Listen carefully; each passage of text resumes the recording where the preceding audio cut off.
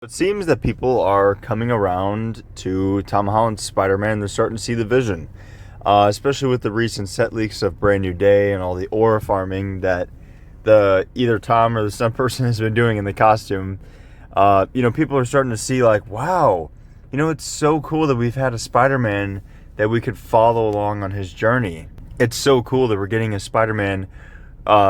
fourth Spider-Man movie for the first time, that we're getting to see a Spider-Man grow. And I'm making this video because this is literally stuff I've been saying since like Homecoming released, and people were shitting on that because, when Homecoming came out and Tom Holland was cast, there was a lot of controversy. And honestly, there's going to be controversy, I've noticed, no matter who you put in what role, because comic fans usually cannot be pleased, and they're also very skeptical and protective, which is fair. But I remember sitting in history class when the Civil War trailer dropped and watching Spider-Man take the shield, flip onto the truck, and say, "Hey everyone." I mean, it was literally a core memory for me, and something I'll never forget, and it was just a trailer. But, and a lot of people felt like that. There was a lot of hype and a lot of excitement. But there was also a lot of skepticism. And then we had Homecoming, and a lot of people disliked that. Although I feel like the Rotten Tomatoes score and the general audiences didn't hate it. Comic book fans, from my experience, did not like it or enjoy it. They called him Iron Boy Jr. They said he relied too much on help and money, and he was basically the antithesis of everything Spider-Man was, not to mention no Uncle Ben. And, I heard all those complaints, and I've thought about it so much, especially, over the years, and I literally could not disagree more. And my argument when that movie came out was this, and that is, it's called the character arc. I mean, you want a Spider-Man that can grow with you. I mean, they cast a young Tom Holland, and at the time he wasn't like obviously a 14-year-old, but he looked like one, and that's what matters. They did that because they knew what their game plan was. They were playing the long game. They wanted a Spider-Man that audiences can grow with, and also, watch him kind of mature on screen throughout his movies. And that led to a lot of theories that, he'd be getting a 9-movie deal, 9 independent movies, that is, where the first 3 would be, kind of the adolescence of Spider-Man. The next 3 would be kind of college life to learning how to become, his own hero, I guess. And then the last 3 would be fully realized Spider-Man, adult Peter Parker, ending in his probable death. And that sounded amazing to me. And that's what I always told people. I'm like, you're shitting on this Homecoming movie, but they know what they're doing. I mean, for example, I'm getting way too ahead of myself. There's way too much to talk about. I get really passionate because I think Tom Holland gets so much hate that is undeserved. And I think people might hate me for this, but I think, like Andrew Garfield, I love his Spider-Man, but he gets a lot of the love that I think Tom Holland deserves. I don't know if that's a hot take, but I've seen an Andrew Garfield renaissance recently, so it might be. But either way, they called him Iron Boy Jr. in Homecoming, and to my knowledge, he doesn't really... Iron Man doesn't save him in any major way other than the ship, which is used as a learning moment for Peter. That is the whole point of that scene and the movie. People also complain that, he's too obsessed with being Spider-Man, and it's the suit that makes him. And again, that is the point of the movie. I've seen Soups talk about this specifically on a podcast where he's like, Spider-Man or Peter is supposed to love school and be a student. He's not supposed to be wanting to get out of school and looking at the clock, waiting to be Spider-Man like he is in Homecoming. Spider-Man is a burden. And to that I say, yeah, he's a 14-year-old or a 15-year-old with superpowers, and he hasn't come across anything to give him the burden of Spider-Man yet. I mean, all he does is solve like street-level crimes. He helps people like cross the street and find directions and like get their bikes back. This Spider-Man has not experienced nearly like a 1% of the trauma that, a comic book Spider-Man would have, or what Soups is probably referring to, Tobey's. With Tobey's Spider-Man, we started out like he was not much older, but, he was older. He was finishing up high school in his first movie, and he was in college by the second one. He progressed a lot faster. So, I never really liked that argument where they say, oh, yeah, he has stuff solved for him too easily, and he also wants to be Spider-Man too much. It's just realistic to me. Like, you hand a 15-year-old the powers of Spider-Man, you tell me if they're going to want to sit in class. Whether they're Peter Parker or not, they're not going to want to. And the movie was about him learning that balance and learning that, being a hero isn't what it's cracked up to be, and it's also, not the way he can't do it the way he thinks he needs to. He has to be his own hero. He can't rely on his suit, and he has to, it's a serious job. It's a serious gig. It's not something that you just you go out and you have fun doing, and you clock in, you clock out. No, it's some serious shit. And by the end of Homecoming, I feel that he realizes that.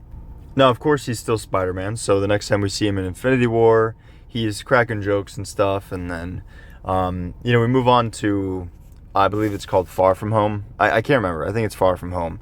But his sequel movie. And honestly, this is my least favorite of his first trilogy. And I think a lot of people dislike this movie. But I will say, this movie progresses his character even further. And it tackles some different problems that Peter is kind of still going through, because like I said, at the end of Homecoming, he realizes that what he has to do is an actual responsibility and not just like a fun after school activity. In this one, he's kind of learning who he is. He's learning his identity, which was another criticism people had of Tom Holland's Spider-Man in the first two movies, which was like, he has no identity. Yeah, again, this is what I said. Like, it's called a character arc. I knew they were going to do this. Maybe not, I didn't know what they were going to tackle in what movie or how they were going to do it, but I knew overall, they're starting Peter Parker and Tom Holland's Spider-Man out at this point for a specific reason. And I'm glad they did, because in this movie, like I said, he's figuring out his identity. In this one, it's funny because or ironic, I guess, because after Tony's death, he doesn't want to be Spider-Man. He wants that personal life. So he actually gives up a lot of his responsibility to Mysterio. And people were upset about that, saying, "Oh, Spider-Man understands the role of responsibility and what his actions can do." But this whole movie is teaching him that. So, I don't know if you guys want to just be ham-fisted or hand-fed all this, but I'd rather it be shown through a story. So I enjoyed the fact that they utilized Mysterio in the way they did to manipulate Peter's insecurities and fears. And, by the end of this movie, he is a stronger Spider-Man. He's not, the Spider-Man we know, but he's a stronger one. And then, of course, by the end of the next one, he loses his Aunt May. He meets the other Spider-Men who can teach him some of the stuff that they've learned, so he can hopefully learn from their mistakes. And at the end of the movie, he is in my opinion, a fully realized Spider-Man. Now, obviously, he still has some growth he's going to go through and can go through. But at the end of the day, this is one of those movies where if they ended it here and we never got another Tom Holland movie, he'd be a perfectly fine ending point. He's a great Spider-Man now. He's a fully realized one. However, like I said, I would argue that by the end of the second Tobey Maguire, or even the beginning of the second movie with Tobey Maguire, he was this same fully realized Spider-Man, and they still gave him struggles to go through and issues to face. So this by no means, dictates the direction that they have to go now. They could easily get Spider-Man 4, 5, 6 out of him, and then if they wanted to, do 7, 8, 9. I mean, in my opinion, I'm one of those people, I'm greedy. I want 20 Tom Holland Spider-Man movies. I want 20 Robert Pattinson Batman movies. So I am very greedy when it comes to these kind of characters, especially when I love the actors that portray them. And for me, Tobey will always be my Spider-Man. However, Tom Holland, he's a very close second. I think he brings a lot of different things to the role. And I do truly believe that by the end of everything, like when his movies are all said and done, he'll have a way better overall like performance, a better version.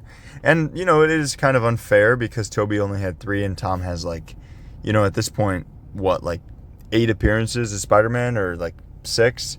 So it is a little unfair to kind of score it like that. But then again, I mean, it's also not. Tom has earned his movies. His movies do good at the box office. His Spider-Man is loved by, like I said, general audiences, I feel. So I think if anybody deserves their flowers and deserves the position they're in, it's Tom Holland. He came in as a kind of nobody actor, at least for me. I didn't know who the hell he was. I was hoping for like a Dylan O'Brien Spider-Man.